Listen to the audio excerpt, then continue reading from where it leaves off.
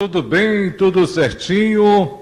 Entrevista da hora, sempre abordando temas relacionados à população. Hoje nós vamos falar de educação em época de pandemia. Uma preocupação que, obviamente, toma conta de toda a família.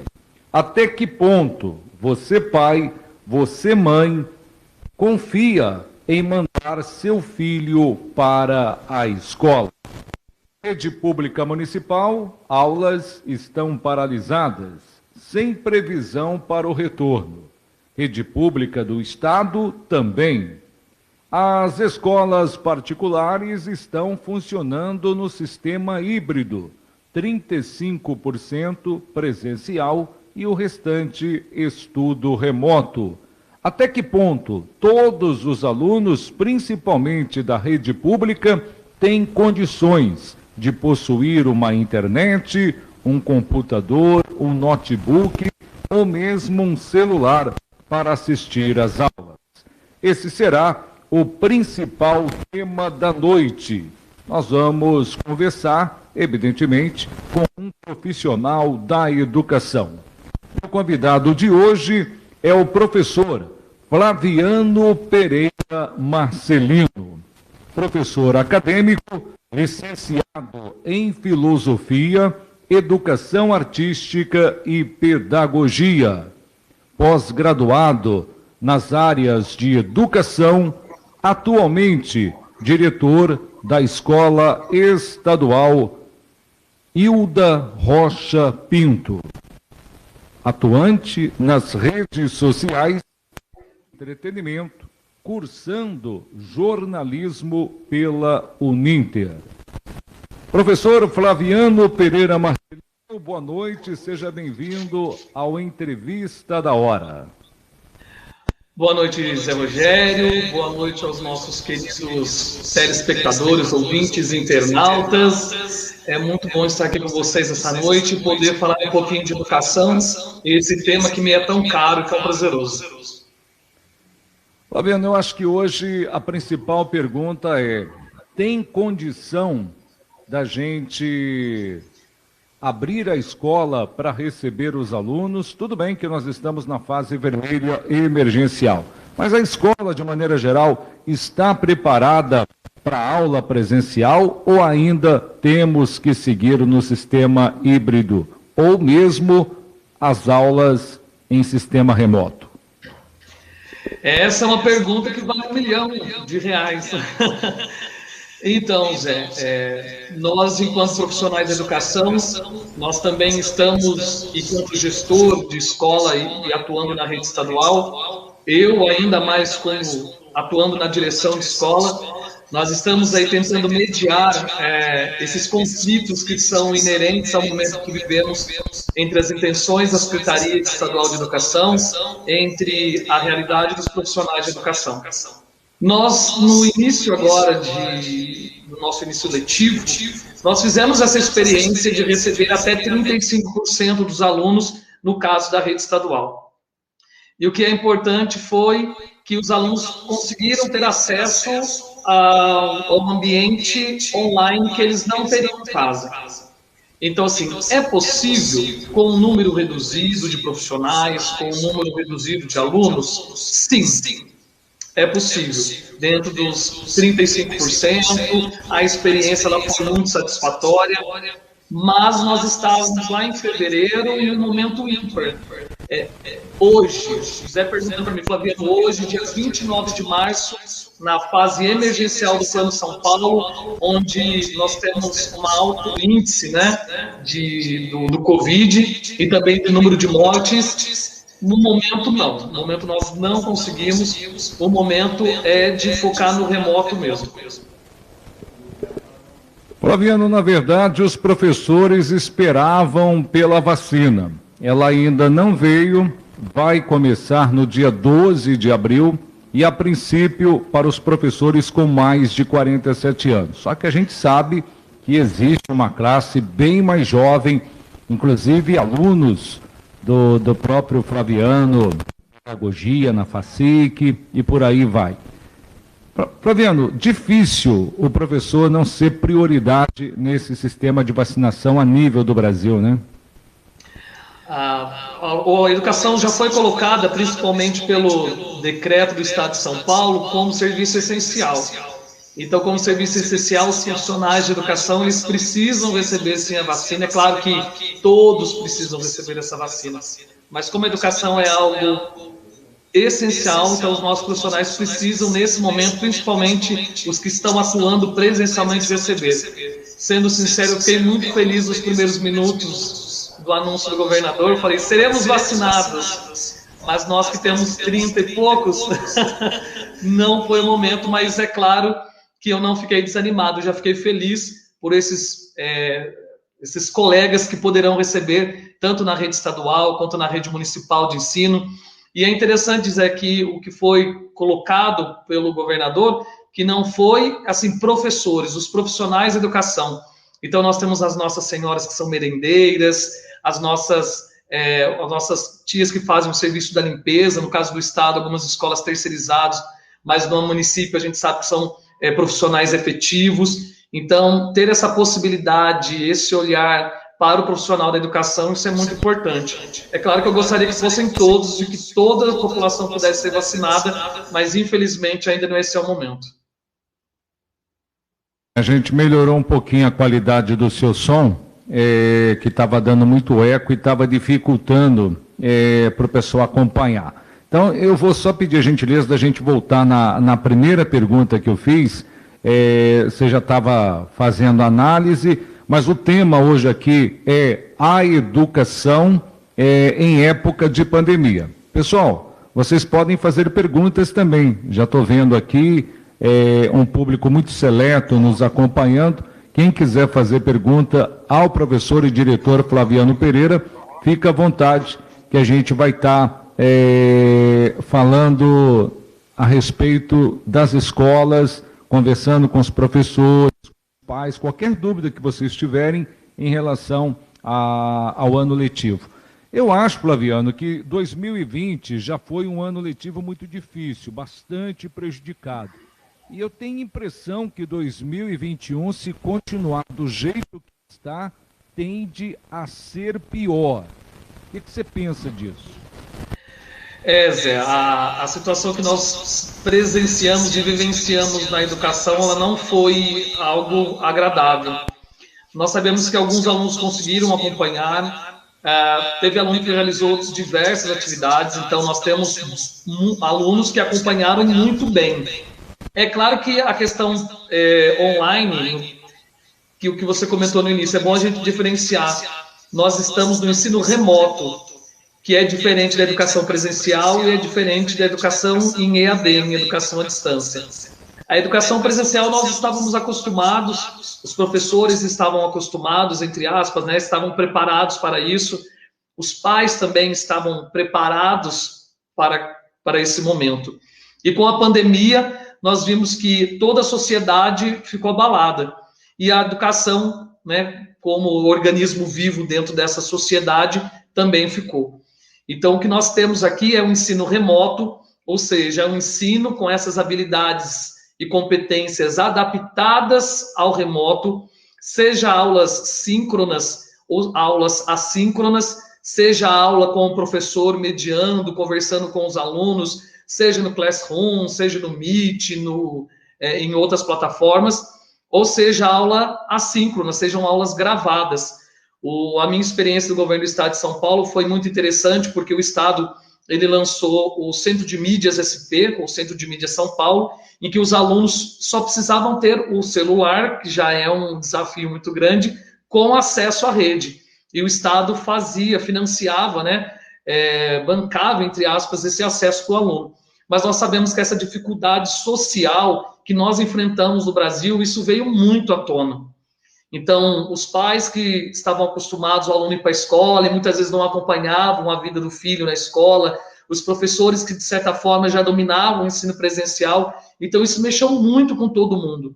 Isso mexeu com o pai, que teve que ter o filho mais tempo em casa e não teve a oportunidade também de se preparar para receber o seu filho. O professor que estava na escola e que de uma hora para outra ele começa a ter esse ensino online, remoto, e muitas vezes ele também não estava preparado, a escola brigava com o aluno com o celular, e hoje nós dizemos, cadê o celular? E antes a gente brigava com o celular. A educação vem perdendo o bonde da história, Zé. E aqui, quando a gente fala dessa reflexão sobre educação e pandemia, nós temos dois olhares que são importantes para todos que estão nos acompanhando. O primeiro é um olhar das políticas públicas. Então, o Estado, de maneira geral, os três poderes, tanto federal, estadual e municipal, nós perdemos o bonde da história, muitas vezes porque nós não acompanhamos isso, né? Nós deixamos os nossos governantes, os nossos representantes, nós não vamos acompanhando. E outra questão é a questão pedagógica em relação a esses acessos. Então, acho que esses dois pontos, para a gente poder refletir aqui, é claro que eu não tenho pretensão nenhuma de trazer respostas para aquilo que vai acontecer, mas é fato que daqui para frente nós não vamos mais abandonar a educação com os meios digitais, até porque nós estamos atrasados em relação a isso. Atrasados em relação aos meios digitais, atrasados em relação a essa assistência que tem que ser mais próxima e chegar aos mais pobres. A pandemia revelou que a nossa desigualdade, ela fica muito clara na educação, enquanto você vê, enquanto você percebe, né, nas pesquisas, em que as escolas particulares, você tem um número de acessos com telefone, smartphone, computador, e às vezes que você não tem um interesse dos alunos. E na rede estadual, nós temos pais que eu conheço da minha realidade, que tem 3, 4 filhos em casa, e como que você vai acompanhar o acesso, né, dessas crianças. Então, essa pandemia revelou para a gente, saltou aos nossos olhos aquilo que muitas vezes nós queremos esconder da realidade, que não tem como não falar de educação sem falar da realidade social do nosso país, né? Então, quando nós falamos de Bolsa Família, quando nós falamos de outros serviços, né, ou bolsas que são oferecidos pelos governos, isso é para equiparar justamente esses alunos para que eles tenham condições de igualdade para poder aprender. Não basta simplesmente falar, mas precisa todo mundo ter acesso. Então, o mais pobre, ele precisa ter essa base que é importante. Isso se chama equidade, dar àquele aquilo que ele precisa, não igualdade, dar uma educação para todos. Então, isso é muito importante para a gente nesse momento. Aqui pelos comentários, o pessoal que está participando aqui da live, desde o início, João Paulo, por favor, as primeiras perguntas, os primeiros comentários, vai lá no início para mim, por favor. Isso, vamos, para a gente não pular ninguém, vai, para a gente ser bem democrático.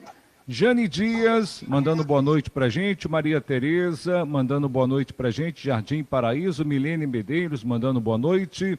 Elaine Martins, falando que você é um excelente professor. Patrick Ribeiro, também mandando um abraço muito especial. Vamos seguindo. Fabiana Rufino, boa noite, Zé. Boa noite, Flaviano. Seu lindo, excelente professor. E a primeira pergunta que chega para nós aqui, o Zé Augusto. Volta lá, João. Calma, João. O Zé Augusto, ele também está acompanhando a gente. O Zé Augusto mandando boa noite. André Melo mandando um abraço ao professor. O Felipe Santos também está com a gente. Participação aqui da Raquel Fernanda, mandando boa noite ao professor. Pode descer, agora nós vamos na pergunta, João, devagarinho, por favor. A primeira pergunta, o Zé Antônio Oliveira está assistindo a gente, Paulo Romeu. E a primeira pergunta é da Elaine. Professor Fabiano, sou sua aluna. Como será a fase de estágio remoto? Por fazer à distância, não tendo o contato direto com o aluno?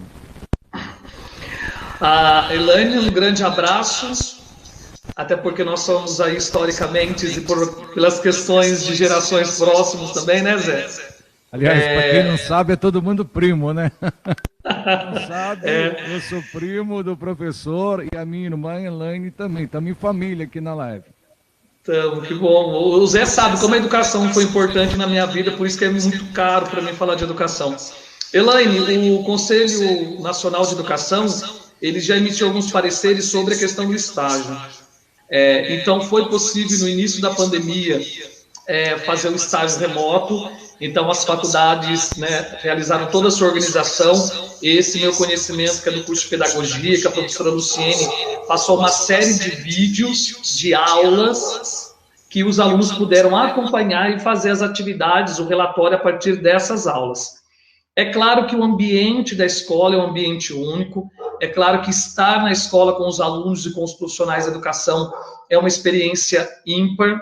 Muitas vezes o estágio, infelizmente, o estagiário, ele serve para fazer serviços gerais, isso é um problema no nosso país, né? Quando a gente fala do jovem aprendiz, que ele está ali para carregar folha, né? Então, ele deve estar ali para realmente ter na prática essa experiência e acompanhar o professor e a equipe gestora naquilo que, de fato, ele vai realizar no dia a dia dele. Então, assim, depois da pandemia, quando a gente teve o final da primeira onda, o Conselho Nacional de Educação colocou que poderia ser feita uma parte online e uma parte remota, né? Então, a gente precisa agora aguardar essas próximas orientações. Nós estamos no começo do ano letivo, estou recebendo estagiários na Escola da Rocha, de Educação Física e de Pedagogia, mas sempre que eu digo é assim, procure o seu coordenador, a partir das orientações do Conselho Nacional de Educação, né, a cada faculdade, a partir das orientações do Conselho Nacional de Educação, ela vai, né, regularizar essa questão. Então, é possível que, oxalá, nós tenhamos a diminuição dos casos e do número de mortes para que a gente possa, de fato, voltar presencial. Algumas escolas ainda estão atendendo presencial. Eu conheço algumas escolas particulares e também algumas redes municipais. Estava vendo o jornal agora à tarde, São José está atendendo, algumas escolas da rede particular de Cruzeiro estão atendendo. Então, é possível, sim, realizar esse estágio, claro, com as medidas de segurança.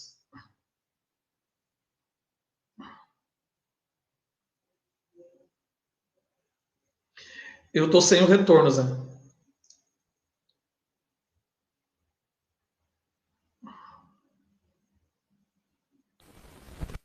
Está me ouvindo, Flaviano? Agora sim. Ok. Então, vamos lá.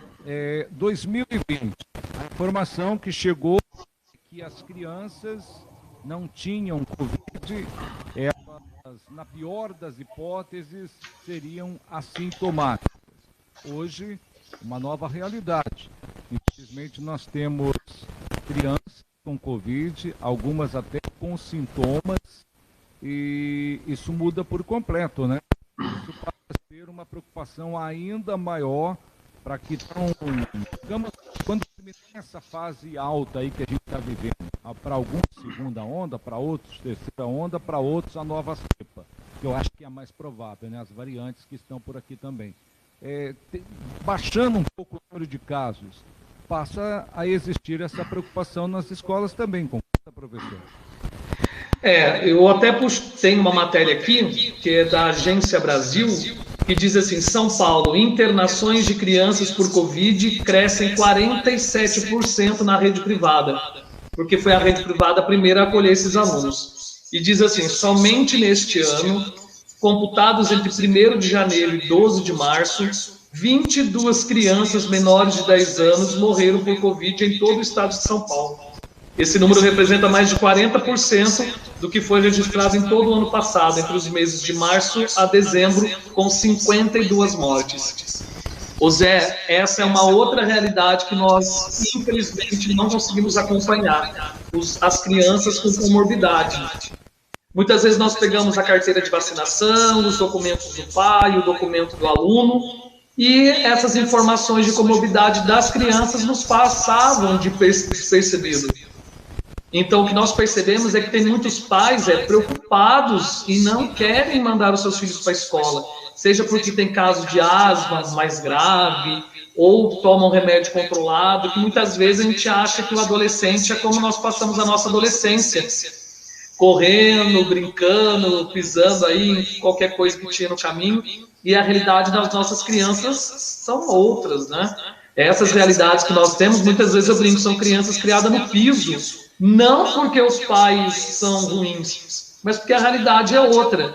Então, as doenças respiratórias, outros tipos de doenças estão muito mais presentes nas nossas crianças. Então, teve pai na escola que não mandou o filho e explicou: não vou mandar meu filho porque nós temos problema de saúde e isso para a gente é um cuidado muito importante. Então, não adianta falar mais que era uma gripe que não atingia criança, que não atingia jovem. Essa terceira onda ou esse momento que vivemos, né, não dá para a gente esconder tudo isso. Eu só queria aqui, Zé, fazer uma observação, que eu queria usar Aristóteles aqui para ajudar os nossos amigos internautas que estão nos acompanhando. Nós temos muitos professores, muitas pessoas assustadas, angustiadas nesse momento. E, de certa forma, se você está angustiado, de certa forma, se você está triste, se você está com medo, isso é bom. Por que isso é bom, Flaviano? Diz uma frase aristotélica, né, o filósofo Aristóteles, lá do século V a.C., assim: quem não tem medo diante do real, não tem noção do que está acontecendo.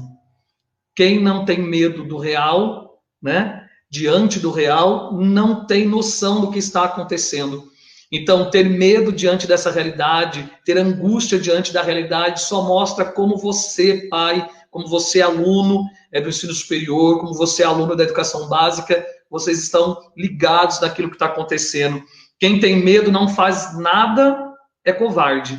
E quem tem medo e faz alguma coisa é o corajoso. E isso é importante nesse momento de pandemia para a gente, mesmo estando em casa, mesmo, né, tendo que ficar trancado nesse período. E você, profissional da educação que está com medo, fique tranquilo, né? Esse medo, ele faz parte, que bom. E que bom que você, os professores, milhões de professores desse país estão se reinventando, estão usando o seu telefone, estão acabando com a memória do seu celular, do seu computador, para atender esses alunos. Tem professor que não atende, Zé? Tem. Tem professor que faz corpo mole? Tem. Como tem médico que fugiu da guerra da pandemia, como tem político que fugiu da guerra da pandemia, mas tem pai que participa o tempo todo, que acompanha com o aluno, que senta com o aluno? Tem.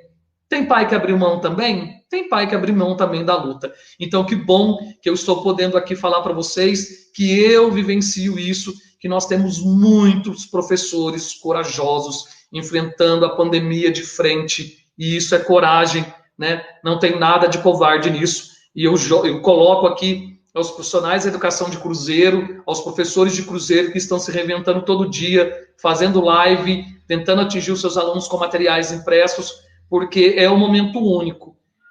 O governador sempre fala isso, mas isso não pode cair no clichê. Então é importante a gente salvar vidas.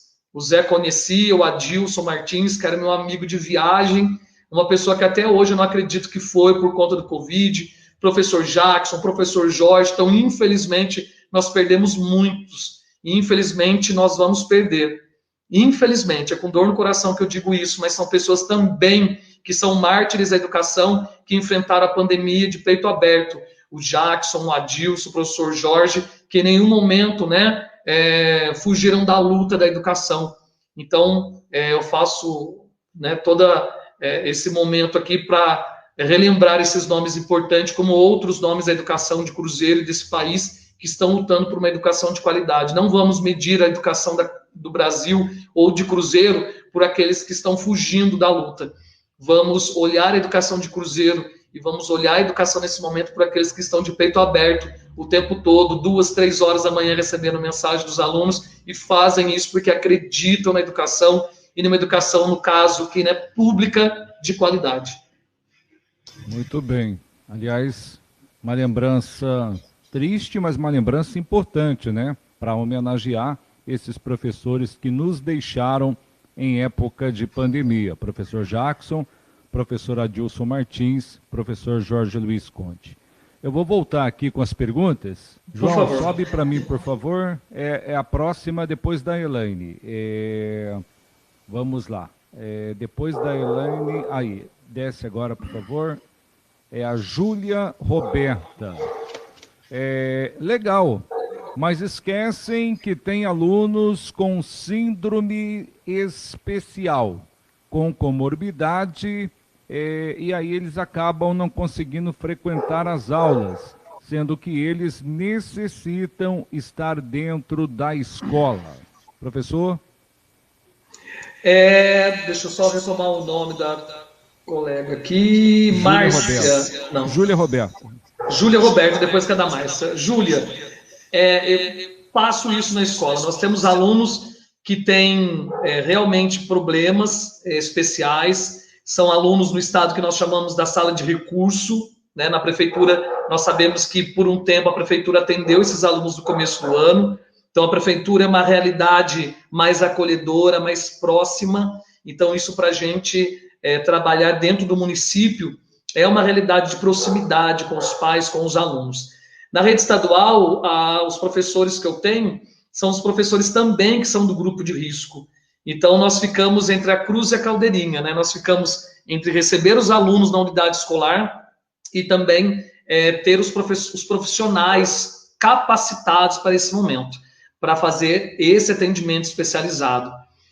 Nós vamos precisar realmente fazer um trabalho muito grande, né, de levantamento das habilidades que ficaram para trás, mas infelizmente não quero parecer com frases de clichê aqui, mas vida a gente não recupera.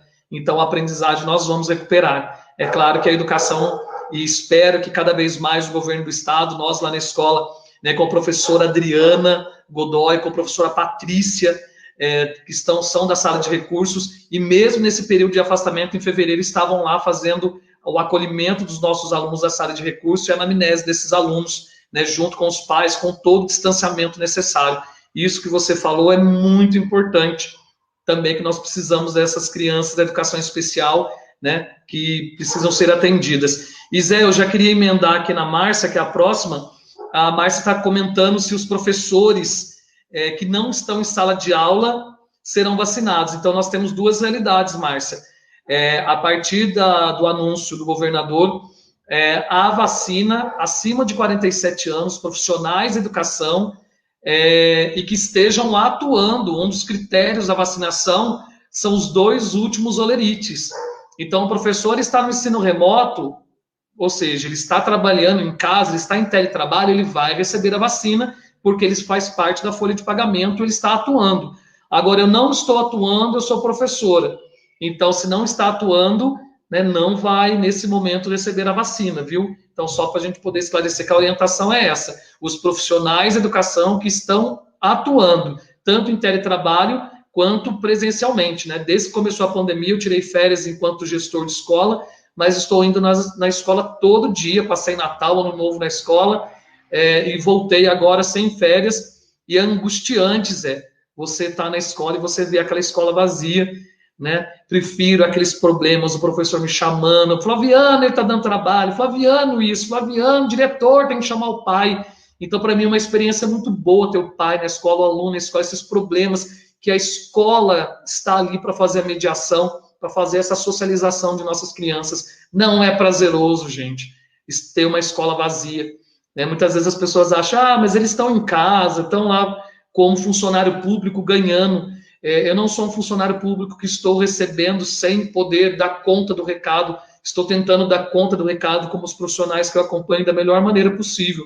Então, vamos separar a sacola dos funcionários públicos entre aqueles grandes desembargadores, juízes, né, e outros, né, funcionários públicos que recebem seus 20, 30 mil, desses profissionais que estão o tempo todo, no nosso caso, educação, dos enfermeiros, dos médicos, que estão aí o tempo todo lidando com essa pandemia de frente, ganhando seus 2, seus 3 mil reais, né, honestamente. Então, aqui o Zé comentou que eu estou na direção de escola, eu sou professor efetivo da rede estadual, também sou professor do ensino superior aqui em Cruzeiro, mas eu sempre me incomodo muito quando as pessoas falam que o funcionalismo público fica vendo o comércio fechar. Para mim é triste ver o comércio fechar, para mim é triste ver a escola fechar, mas é o momento da gente ter um pouco mais de empatia, da gente se sensibilizar, se solidarizar com a dor do outro, também dos professores, dos médicos, desses homens empreendedores que, infelizmente, por conta da pandemia e também de N políticas públicas, estão perdendo seu ganha-pão. E outros estão perdendo as vidas dos seus familiares. É a gente poder mediar e equilibrar, né, todo esse discurso e tudo isso que nós estamos vendo. Eu, eu vejo que a escola, o ensino infantil, ou mesmo o ensino fundamental, eu acho mais difícil, porque você tem as crianças, né? Na faixa etária aí de 6, 7, 8 anos, que para se adaptar com o uso de máscara é mais difícil. Geralmente essas crianças acabam brincando, os alunos, por natureza, acabam se tocando, então é mais complicado. Aí quando você chega no ensino médio, também é difícil, né? Você vai lidar com os jovens. E a gente tem visto que justamente os jovens são aqueles que parecem não acreditar muito na pandemia, alguns inclusive não usam máscaras, outros acabam participando aí de alguns rolezinhos, encontros. O pessoal tem falado muito que a pracinha da Santa Luzia virou o novo point da juventude aqui em Cruzeiro. Quer dizer, sai da Praça Antero Neves Arantes, que é mais visada, e vai para a pracinha de Santa Luzia. Então você tem aí diferenças na idade, e a cada instante, a cada momento, você tem que lidar, né, com algum tipo de aluno. E depois você chega no ensino universitário, aí eu acho que é uma coisa mais administrável. Em todas essas faixas etárias, desde as crianças menores, né, até os adolescentes e jovens. Difícil trabalhar realmente e fazer com que eles entendam o que é realmente uma pandemia e o risco de transmissão do Covid, né, professor Flaviano? Zé, o que nós temos daqui é que os pais estavam por muito tempo afastados do ambiente escolar. E, de certa forma, eu digo como estou desde 2007 dando aula na rede estadual, na rede pública, e como aluno da rede pública, desde a escola, da fundação da Escola Manuela Magalhães, da Vila Batista, parte baixa. Então, você vê que na educação infantil o pai ainda leva e busca o filho na escola. Mas o que a gente tem nos últimos anos é o pai se afastando da escola e a escola entrando num comodismo. Eu digo para meus alunos da pedagogia, a escola não é reino, em que o diretor, que muitas vezes nem mora no município, nem mora no bairro, chega, ele é como um rei, o que está acontecendo fora da escola, nada pertence a ele. Então os pais foram se afastando com o tempo, que é um caminho natural. E a escola foi deixando isso acontecer, o sistema foi deixando os pais se afastarem. E o que nós percebemos, que nós chegamos nessa pandemia, é que os pais viam a escola como creche, como um lugar para deixar o aluno. Todos? Não. E muitas vezes os professores viam a escola como lugar de ir dar sua aula e ir embora, né? E também não tinham esse vínculo. O que nós precisamos, e eu digo isso nas minhas aulas, eu tenho alguns alunos que estão acompanhando, eles sabem do que eu estou falando, e tento colocar isso na minha realidade enquanto gestor escolar, é que a escola é o lugar da comunidade, a escola não é minha, a escola é nossa, o pai tem que acompanhar o filho na escola, tem que acompanhar as atividades. A educação, eu já trouxe aqui para os nossos ouvintes, quiser, porque muitas vezes as pessoas não conhecem a legislação. Na LDB, que ela comunga, ela bebe na fonte da Constituição Federal, diz assim: a educação abrange os processos que se desenvolvem na família, na convivência humana, no trabalho, nas instituições de ensino e pesquisa, nos movimentos sociais e nas organizações da sociedade civil e nas manifestações culturais. É o artigo 1º da LDB, que bebe na fonte do artigo 205 da Constituição Federal. Então, a educação é um processo amplo, que é uma parceria de todo mundo. A escola faz escolarização e a família trabalha valores. Mas não está dizendo isso aqui, que a família faz uma coisa, a escola faz outra. Nós, na escola, trabalhamos valores. Quando eu digo para a criança, não põe o pé sobre a mesa, trata melhor o seu amigo, que é o lugar, né, da socialização. Então, nós trabalhamos esses valores. Mas a escola é o lugar da escolarização, do conhecimento. E a família, por outro lado, ela também, que é a fonte dos valores, ela também trabalha conhecimento. Quando o pai senta para poder fazer a tarefa, quando o pai pergunta como foi a escola, quando o pai vai à escola acompanhar um intervalo, acompanhar uma aula. Então, toda essa realidade que nós percebemos também na pandemia é que a família acabou se afastando da escola, ou vendo a escola como um depósito de criança, né, como era visto até antigamente assim, e a escola deixou isso acontecer. O poder público deixou isso acontecer, né? A família se afastar da escola. Então, é um processo de retomada. Para as crianças, a educação infantil, que nós temos agora, né, até os 6 anos, as crianças, até os 5 anos, as crianças da educação infantil com creche e pré-escola, esse contato ele é muito importante. Na educação infantil você não alfabetiza, mas a educação infantil, como já está na BNCC, é o cuidar, né? Você tem a importância do cuidar, do brincar, né? Justamente ter esse momento que a criança vai ter a base para ela poder desenvolver a alfabetização que vai se dar no primeiro e no segundo ano do ensino fundamental, que vai até o 9º ano agora. Então, essas fases da educação infantil, ela é muito importante para desenvolver essas habilidades a partir do lúdico, a partir das brincadeiras, que hoje são ações intencionais. Não é antigamente, quando a gente falava da creche da Dona Tita, ou da creche Dom Bosco, você deixava a criança lá e você tinha pajem cuidando. Hoje, você tem profissionais capacitados para justamente preparar a criança para a alfabetização. O cuidar e o brincar na educação infantil, ele é importante para o desenvolvimento da criança.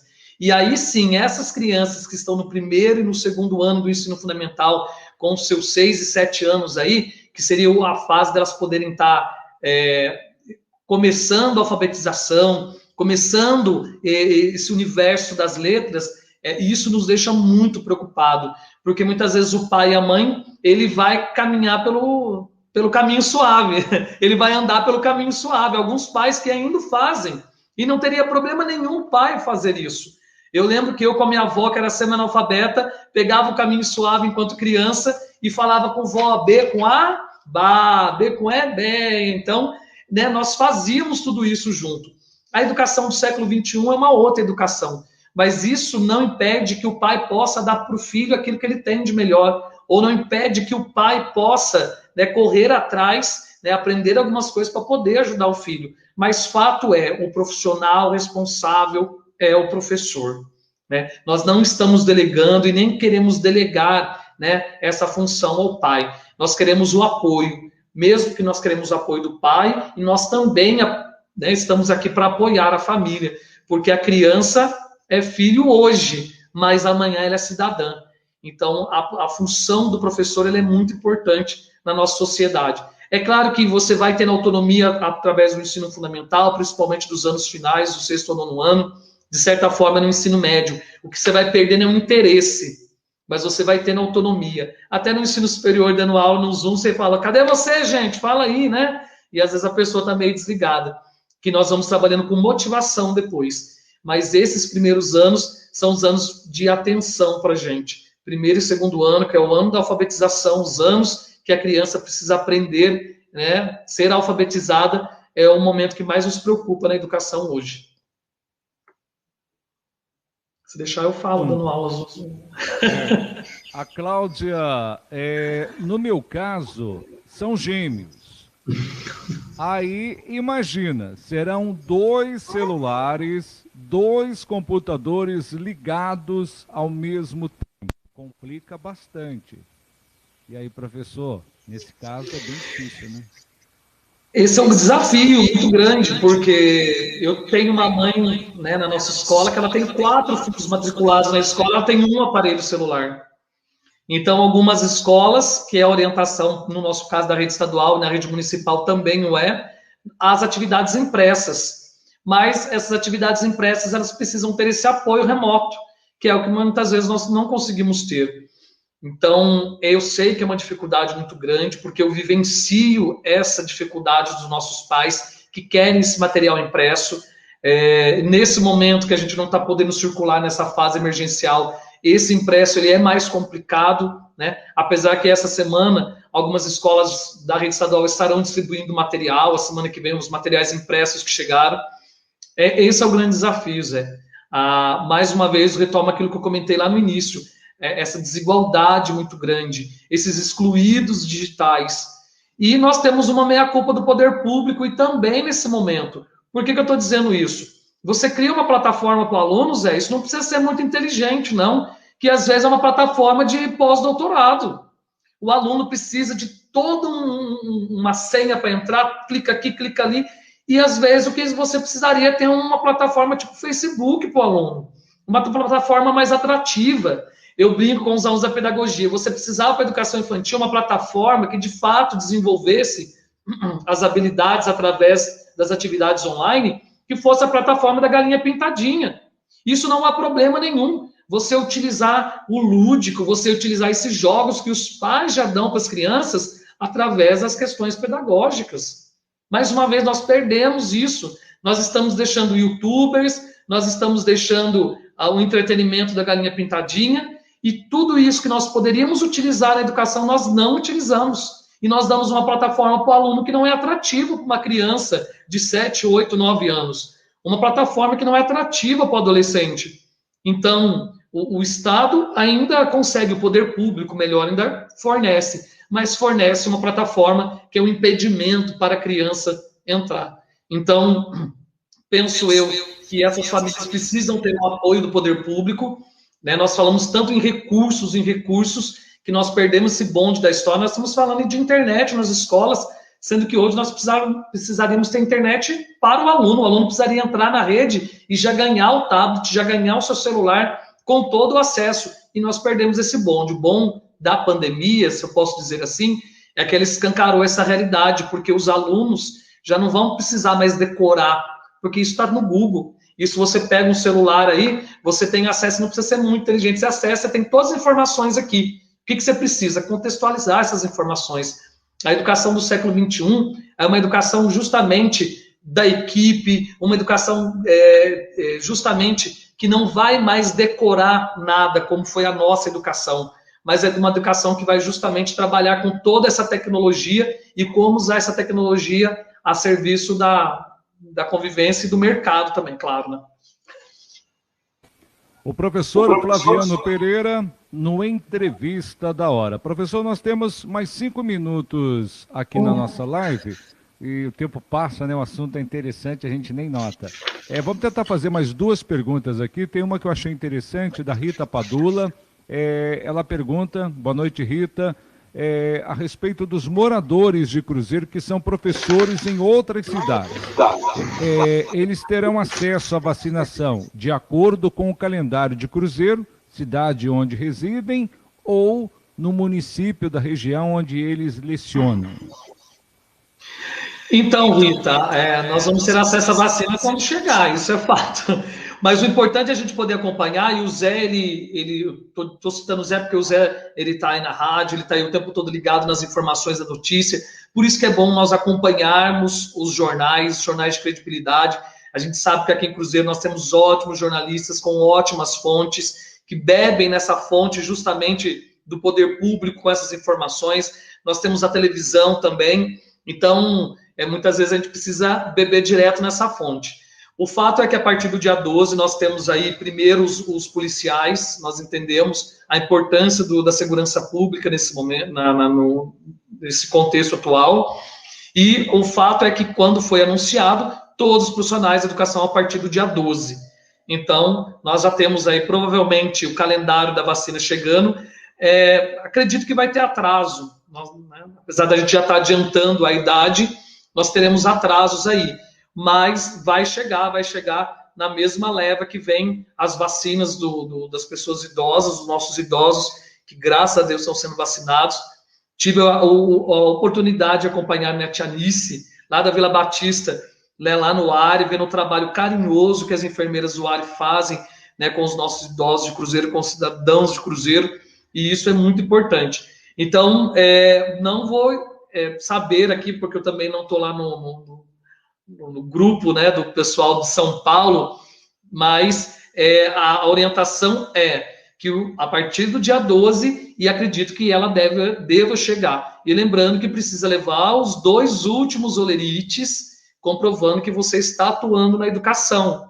Educação enquanto merendeira, enquanto agente de serviços gerais, enquanto professor da rede particular, professor da rede pública, os 2 últimos olerites que comprovam. Espero que tenhamos esses profissionais que, de fato, estejam comprometidos com isso, sem furar a fila de ninguém, sem inventar nenhum olerite. Mas acompanhe as redes sociais, né, para essas informações. Pois é. A Marlene Maranhão está dizendo que com essa pandemia está sendo, sim, delegado aos pais, avós ou quem fica com a criança esse acompanhamento. e temos que avaliar que nem todos estão conseguindo dar a atenção que a criança precisa. Desce ali um pouquinho, João, deixa eu ver se tem mais alguma pergunta, que a gente está chegando ao final. Josiele Henrique, vamos ver o que ela colocou.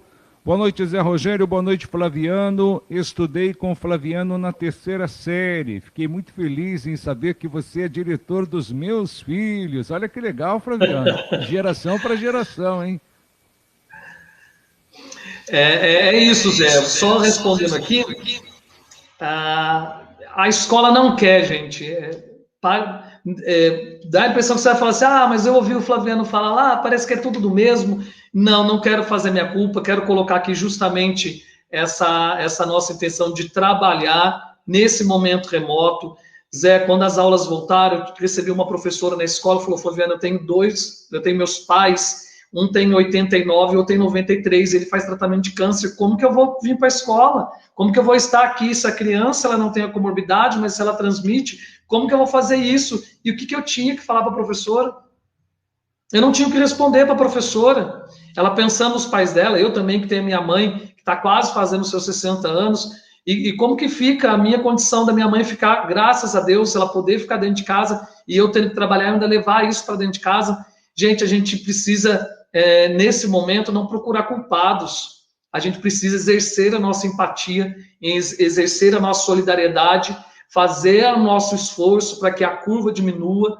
Às vezes nós temos muitas informações encontradas, fato é que não é se tiver lockdown vai acabar a pandemia, infelizmente não vai. Mas nós vimos esses dias, não faz 24 horas, que a UTI de Cruzeiro estava lotada. Então, quer dizer, a gente precisa dessa nossa participação, desse nosso empenho, para que a gente possa achatar o número de contágio, para que menos pessoas precisem usar a UTI de Cruzeiro, para que a gente não possa escolher quem vai morrer. E nesse momento, é o que eu tenho para dizer, que nós estamos lá entregando os materiais, nós estamos tentando acompanhar o remoto. Pai, você que está me vendo, que está me ouvindo aqui, está me assistindo, se o seu filho está com dificuldade, liga na escola. Nós estamos atendendo por agendamento, nós pegamos o celular, com a máscara, com o álcool em gel nas escolas, nós fazemos o acesso, quem é da rede estadual, ao centro de mídias, para que a criança possa acompanhar e fazer as tarefas lá. Mas agora tem questões que fogem à nossa governabilidade, tem questões que fogem à minha capacidade de resolução. E isso a gente precisa ter paciência nesse momento, paciência porque isso vai passar, porque a gripe espanhola passou, a H1N1 passou, a gripe suína passou, e infelizmente muitos morreram, como muitos estão morrendo, mas isso vai passar. E isso passando, nós vamos voltar ao normal, vamos poder dar um abraço, vamos poder correr na escola, vamos poder receber o abraço das crianças, mas a gente precisa ter paciência nesse momento da pandemia. A Márcia Silva está perguntando sobre kits de merenda escolar. Nós temos algumas realidades, que é distinta. Quando nós estamos falando do município de Cruzeiro, nós temos rede estadual e nós temos rede municipal. Então, a rede municipal ela voltou com o ensino, então ela começou a atender alguns alunos, e nesse primeiro momento não foi ainda necessário a entrega desses kits. Então, eu não sei aqui precisar para vocês, dar informação para vocês em relação ao andamento de kits escolares da rede municipal, tá? Mas se o ensino remoto persistir, se a curva não baixar, nós estamos vendo no estado a possibilidade que nós temos agora São Paulo fazendo essa semana de feriado. Nós não estamos em Cruzeiro, em algumas cidades da região, fazendo feriado. São Paulo está fazendo. É São Paulo que você está precisando escolher quem entra e quem não entra na UTI. Nós ainda, e espero que não precisemos passar por isso. Na rede estadual, se você tem um outro grupo de alunos da rede estadual, eles estão podendo receber merenda na escola. E aí, qual que é a orientação? Ligue na escola. Da rede estadual, você liga e você agenda para você poder fazer a alimentação na escola. Lá na Escola da Rocha, nós estamos recebendo os alunos para poder fazer a merenda na escola. Algumas escolas estaduais eu sei que estão realizando isso, E já na rede municipal, a gente precisa, aí foge das minhas informações também, mas a gente precisa acompanhar, caso a gente não tenha a diminuição do contágio, existe sim a possibilidade, porque existe recurso para isso. Bem, muitos comentários aqui, depois a gente a gente não vai ter tempo de citar todos, mas a Luzia Carlos Brito está dizendo aqui, na hora que eu ia falar, você tirou a Luzia da minha tela. Aí eu me perdi, João. Deixa quietinho, Joãozinho. Ele agora fugiu. Aqui, ó, desce. Mais um pouquinho. Aí. A Luzia Carlos Brito está dizendo: estudei com os pais do Flaviano por vários anos, tempos bons tempos. Virgílio, né? Vila Batista. Rosane Martins, mesmo com cuidados, nós somos contaminados. Falo por mim, sou extremamente cuidadosa. Pois é, Rosane, difícil. Ô Zé, a Rosane Martins é minha amiga, diretora da escola Major Hermógenes. Sim, então, ela está colocando aqui que estamos distribuindo, dando a merenda para os alunos. Então, tem que ligar na escola. Você, pai, você que tem filho, sobrinho, reconhecido na rede estadual, liga, porque é importante esse momento da alimentação. Então, nós estamos recebendo um número reduzido, mas estamos recebendo. Nós sabemos que é uma outra realidade, que a pandemia também mostrou, que é a alimentação. E a alimentação mudou muito. Estou dizendo isso, a Rosana está aqui que não me deixa mentir. A alimentação era feita com carinho pela cozinha piloto na época que eu estudava no Virgílio até 2000, mas era aquela sopa com um prato de plástico, né? Então, hoje nós estamos em 2021, nós temos arroz, feijão, nós temos a proteína, nós temos salada, nós temos frutas. Estou dando esse exemplo da rede estadual, que é a qual que eu estou na gestão, e os alunos gostam muito. Parece que os alunos já estão fazendo curso para pedreiro. Mas eu fico feliz dos alunos gostarem de se alimentar na escola e não terem vergonha de se alimentar na escola. E não precisa ter vergonha mesmo. Como diria minha avó, vergonha é roubar e carregar. Ir na escola fazer a sua alimentação ou alimentar na época de aula. Isso para a gente é um motivo de orgulho, é saber que nós temos um Conselho Municipal de Alimentação Escolar que também acompanha, que nós temos uma alimentação escolar que cresceu muito nesse país, e um dos pontos que o secretário de Educação bate é a questão da merenda escolar. Então, você que está acompanhando, a nossa função é essa, a nossa cozinheira Neuza está lá no Wildo esperando esses alunos. É claro que se for preciso a gente faz um rodízio no horário, mas atender o aluno que precisa se alimentar, que ele possa ter todos esses nutrientes necessários da alimentação. Pereira, eu quero agradecer a sua participação numa entrevista da hora, as suas considerações finais. Primeiro, eu queria agradecer, a gente quer fazer mais uma reflexão. Quando o Zé perguntou lá no início, existem perguntas que realmente valem R$1 milhão no momento que nós vivemos, mas o que nós temos que focar hoje na educação e numa educação de pandemia é que a vida é importante. E como eu já disse, em todos esses 53 minutos que nós passamos aqui refletindo sobre esses momentos, sem querer dar resposta pronta, até porque poucos especialistas têm isso, nós estamos tentando entender o vírus, né? Mas é o olhar histórico que mostra que experiências históricas de acreditar na vacina. Estou aqui porque eu agradeço os meus pais que me vacinaram, e a vacina ela é importante. Não dá para a gente não acreditar na vacina, não dá para a gente não acreditar na ciência. A escola é pautada, né, em cima desses conhecimentos históricos, e boa parte deles, se não a sua totalidade, produzidos pela ciência. Vamos acreditar nessa ciência. O que nós temos hoje, além da vacina, é o distanciamento, o isolamento social, em alguns casos a restrição, né? Então, é importante nesse momento que a gente possa exercer mais essa empatia em relação ao próximo, empatia em relação à vida. Então, o que eu quero deixar aqui é essa ideia de esperança, né? Dizer que nós estamos para vocês, pais, para vocês, alunos, naquilo em que nós conseguimos fazer nesse momento. Acredito que eu vou falar agora representando os diretores de cruzeiro da rede municipal e estadual, diretores de cruzeiro que tanto conheço, que tanto gosto deles, seja a Sueli lá no Marcínio, a Clarice lá no Maria Geraldina, a Ângela e tantos outros bons diretores que a rede tem, que eu cito só alguns para representar todos, quanto a Rosane da rede estadual, o Tiago, no Oswaldo Cruz, a Surama, no Rodrigues, só para citar alguns aqui, que estão tentando fazer o possível e o impossível para atender os filhos de vocês e atender as nossas crianças. Para mim é fato. Eu acredito na educação, por isso que eu estou aqui. Não sou mercenário da educação, não estou na educação porque eu não tenho o que fazer. Tem gente que está na educação porque não tem o que fazer. Tem gente que está na educação porque foi mandado embora. Tem gente que entrou na educação porque até conseguir alguma coisa melhor vai ficar na educação. Então a gente não pode ser assim. Eu também, a educação não pode ser remunerada com amor, como diria Geraldo Alckmin. Ah, não, mas o professor tem que ter o reconhecimento, carinho. A gente tem que ter salário digno, a gente tem que ter boas condições de trabalho, a gente tem que políticos, e teve uma colega que escreveu ali, nossa, a política é complicado. Fora da política não há salvação. Quando a gente omite a nossa opinião, quando a gente omite o nosso voto, quando a gente não reflete sobre o nosso voto, infelizmente, como diria Platão, se você não gosta de política, não tem problema. Você será governado por quem gosta. Então, eu acredito na democracia, nesses valores democráticos, né, do diálogo, do respeito ao outro, mas isso não quer dizer que eu também não possa discordar do outro respeitosamente, né, que a gente não possa lutar por uma educação de qualidade para os brasileiros. Não é lutar, eu não posso dizer que vou lutar por uma educação de qualidade para o meu filho.